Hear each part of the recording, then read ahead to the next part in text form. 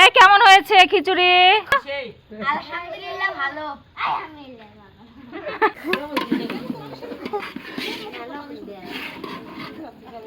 বাবার বাড়ি আপন এবং প্রিয় মানুষগুলোর সাথে অনেক মজা করে আনন্দ করে পিকনিক করে খেলাম। এই যে পিকনিকে সবার রান্নার প্রস্তুতি চলছে। আজকে আমি নিজের হাতে রান্না করব, সবার জন্য বিরিয়ানি রান্না করব।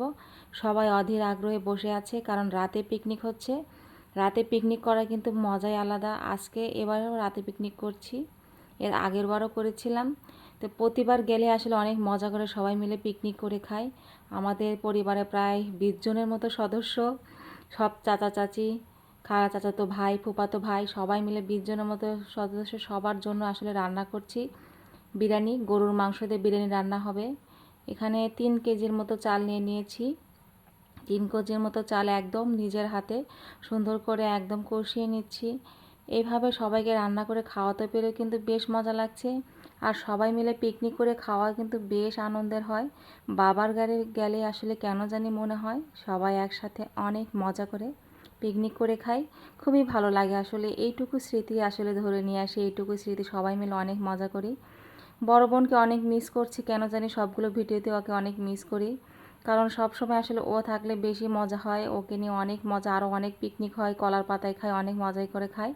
তো যেহেতু আজকে রাতে পিকনিক, এই জন্য আর কলার পাতা নেই। আজকে হচ্ছে ওয়ান টাইম প্লেটে সবাই মজা করে খাবো। বাড়ির ভিতরে সবাই মজা করে, অনেক মজা করে খাবো। তো আজকে এখানে হচ্ছে আমি পোলার চালটা খুব সুন্দর করে কষিয়ে নিয়েছি। এরপরে মাংসটা কষিয়ে নিয়েছিলাম। মাংসটা নেওয়ার পরে মাংসটা একদম বিরিয়ানির ভিতর দিয়ে দিয়েছি। গরুর মাংসটা, ওইটা আসলে ভিডিও করতে পারিনি, ফোনে চার্জ ছিল না। তা হচ্ছে এখানে হচ্ছে এই যে একদম বিরিয়ানি প্রায় হয়ে এসেছে। এখন একটু ঢেকে দেব। বিরিয়ানি জাল জ্বলছে। আর দেখুন মাটির চুলায় রান্না করার মজাটাও কিন্তু একটু অন্যরকম।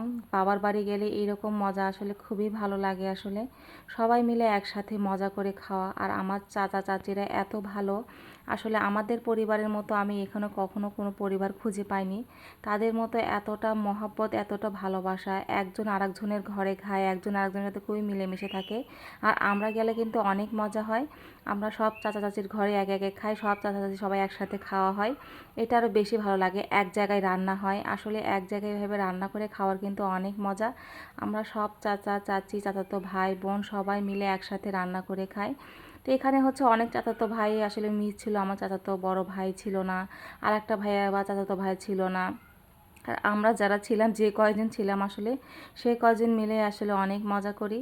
আসলে যখনই যাই তখনই আসলে আমরা পিকনিক করে খাওয়ার একটা ট্রাই করি, চেষ্টা করি, কারণ পিকনিক করে সবাই মিলে একসাথে খাওয়ার অনেক মজা। আর বাসার ভিতরে সবাই বসেছিল, কারণ কারেন্ট ছিল না, অনেক গরম পড়েছিল। গ্রামের ভিতরে কিন্তু ঘন ঘন কারেন্ট যায়। আমরা যখন খেতে বসেছিলাম তখন কিন্তু কারেন্ট ছিল না।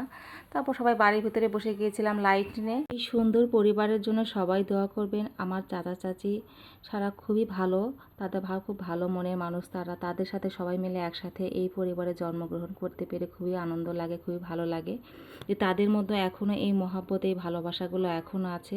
তারা আমরা গেলে অনেক ভালোবাসে। তাদের জন্য মন থেকে অনেক অনেক ভালোবাসা আর দোয়া রইল। আল্লাহ হাফেজ।